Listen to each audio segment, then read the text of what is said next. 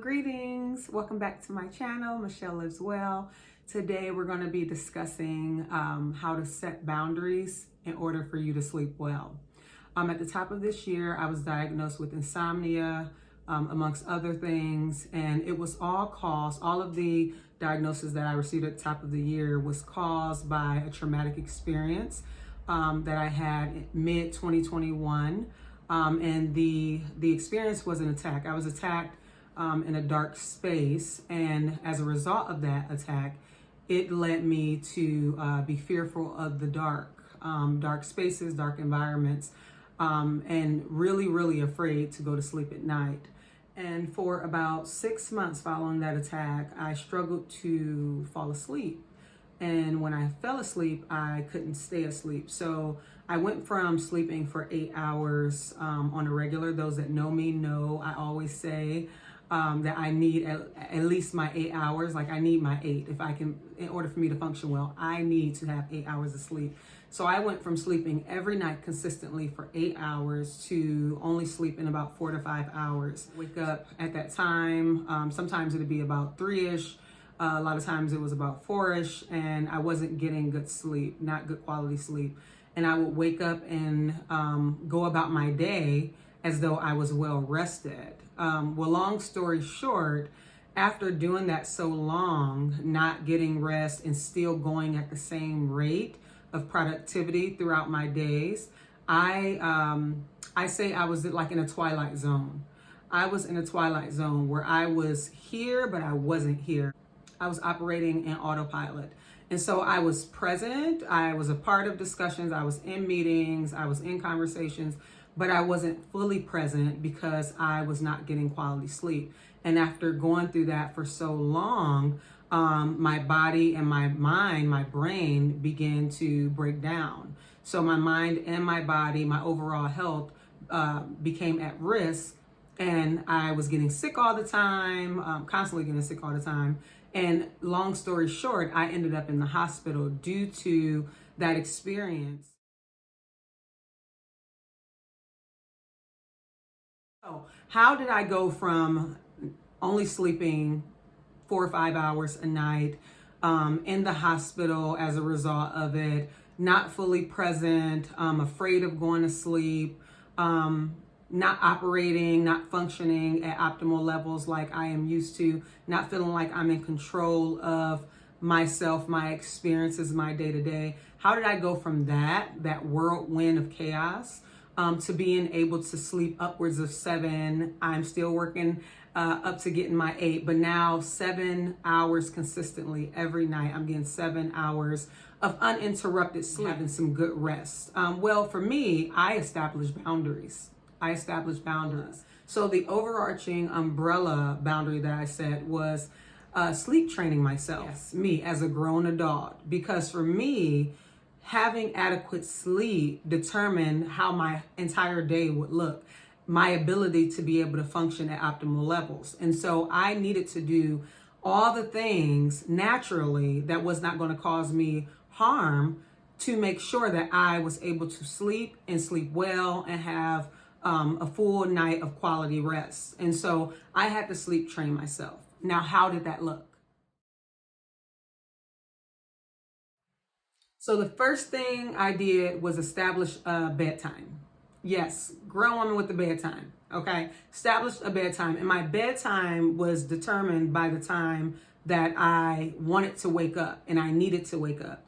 And I chose 5:45 as my wake up time.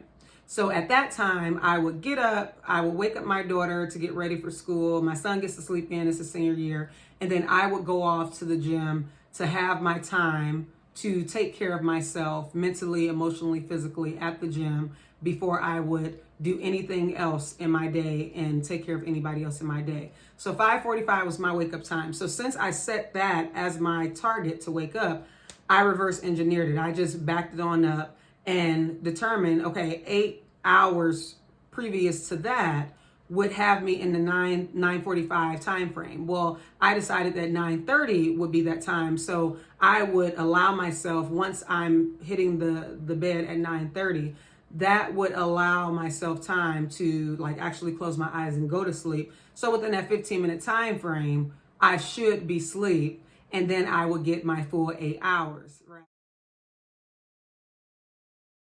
So the importance of having that nighttime routine, it was to help me to wind down all my thoughts, wind down all my emotions, wind down the atmosphere that I was in, my environment. It wasn't just me. Setting boundaries was also for my family. So me doing this, me implementing this new nighttime routine, I also trained my family. So I was doing my own sleep training for myself, but it also set the tone in my environment to let my family know that this is what is going to happen on a regular basis, on a daily basis. Their nighttime routine started to mimic a lot of my nighttime routine. That means my TV had to be off at a certain time, so I would not have anything that was disrupting my sleep. Although it was family sitcoms, things that brought laughter and funniness into the household, I had to turn it off at a certain time because I was using TV as a crutch. I was using it as this thing that was going to kind of keep me up instead of allowing my body to start to wind down. So I had to turn that off. And if I had anything on TV, it was music playing, setting the atmosphere.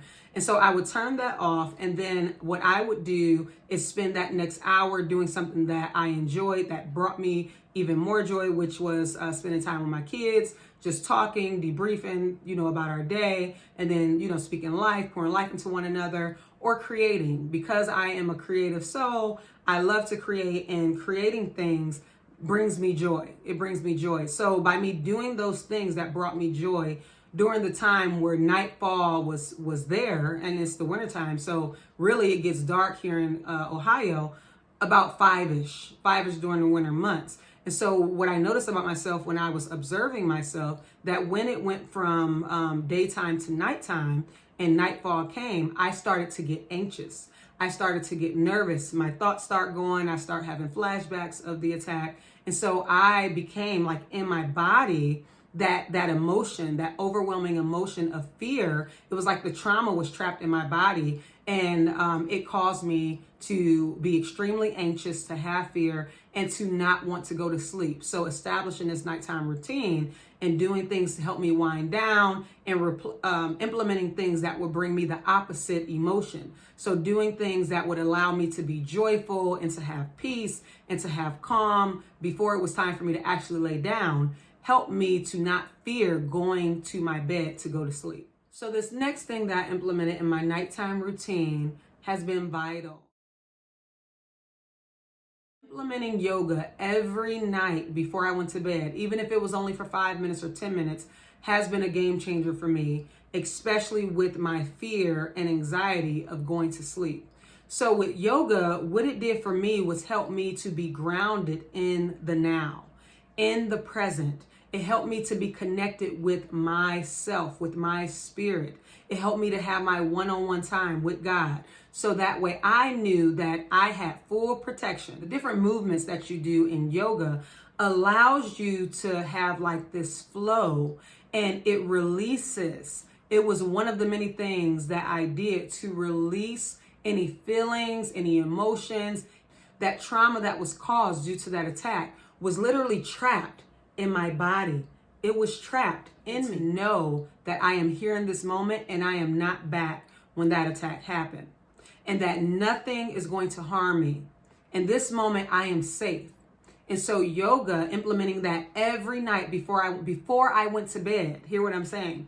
Before I went to bed, every night I implemented it. It was my way of combating all of the negative thoughts, all of the heavy, overwhelming, fearful, anxious emotions that I was having that felt extremely real, right? That the situation happened, but it wasn't happening in that moment. It wasn't happening in all those other moments that caused me to be fearful of going to bed.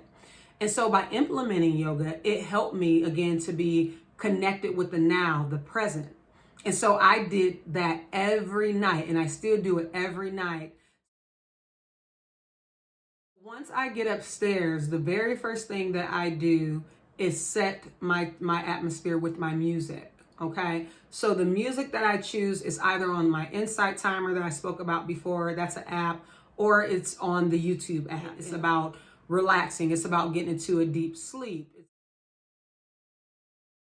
Made my tea, and this is actually the tea that I drink at night, and they have a couple of different versions of the stress relief tea. This yogi tea I've been drinking over 10 years at this point, but I switch it up with the different type that I drink day to day based on what's happening with me. And so that's the one that I drink at nighttime, right before I'm going to bed, and I'm drinking that while I'm journaling. And this is the journal. This is the one I'm using right now. I go through a lot of journals because I do a lot of documentation. I observe myself a lot. So that's the journal that I'm writing in right now. So I drink my tea.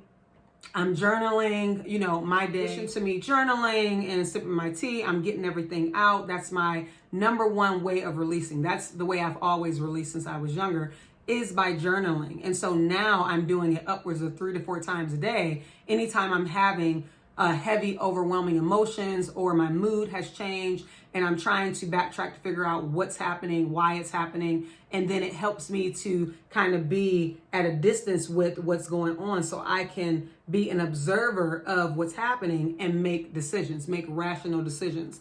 So in addition to drinking my tea and journaling, what I also do is take a melatonin.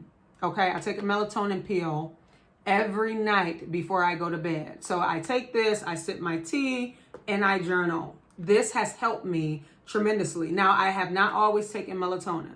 I let my natural melatonin kick in, and because I had healthy practices at one time, I had enough melatonin that would knock me out like this, right? And I still have melatonin in my body, but my microbiome, I am building that back up, switching, making sure I have more of my good bacteria than my bad bacteria there. And more than, I want to say the research said, we have more than 400 times melatonin in our microbiome, which is in our gut, than we do in our brain. Okay. So as I have been improving my eating habits again, doing more of that, and we'll talk about that more in another video, that is also helping me to sleep better. But for a while, and right now, I am using the melatonin while I am shifting and making better choices for my overall health and well-being. Now, once I have sipped my tea, I have my melatonin in my system. It does not take long for all of that to kick in, and I've journaled. Again, journaling helps me to release anything left that's within me after I've done my yoga. I've done all these things to wind down, set my mood. I've gotten the last bit of whatever I need to get out in my journal.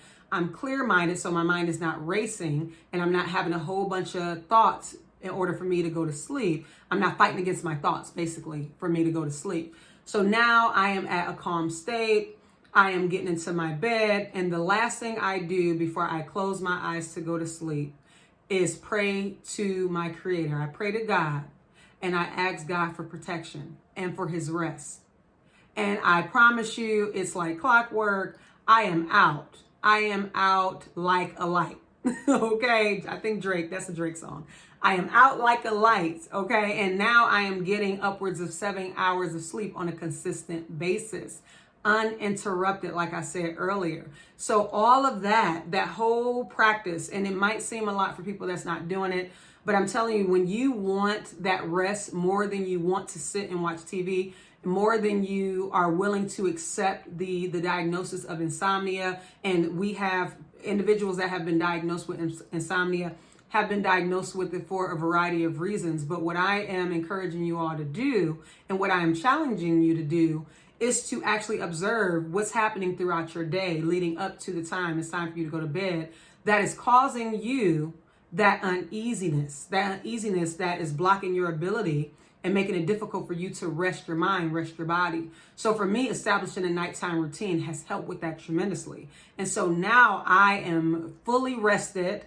I am getting closer and closer. The last time, like last night, I was able to get closer to 7.5 hours of sleep, and I'm waking up fully rejuvenated. It's an amazing feeling going from, being in the twilight zone, out here operating like a zombie, not being in the present on autopilot, and feeling like I'm not fully in control of what's happening in my world and my chaotic world, to then being able to gain my footing, gain back the control, gain back my joy, my spirit, my mood, my energy is lifted, my brain isn't foggy, my vision isn't cloudy. That I realized through all of this that sleep is my superpower, okay? And sleep deprivation is my kryptonite. And so I have made a choice to prioritize my mental health, my emotional health, my overall well-being by ensuring that I get adequate sleep.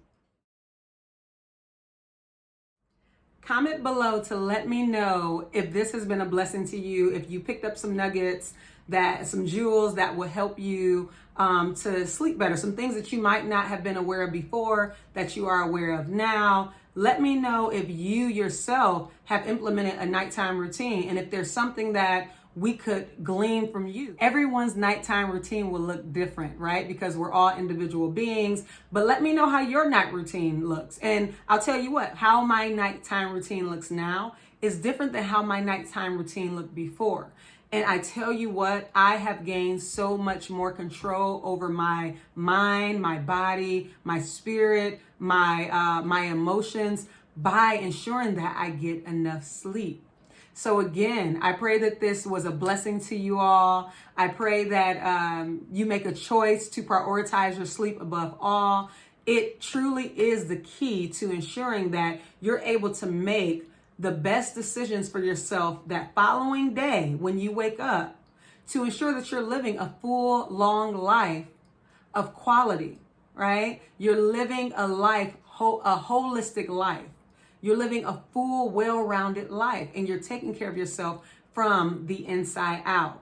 Sleep is key, all right? So until next time, I pray that you all live well by sleeping well, all right? And you do so with intention, on purpose, from the inside out. Take care and be well.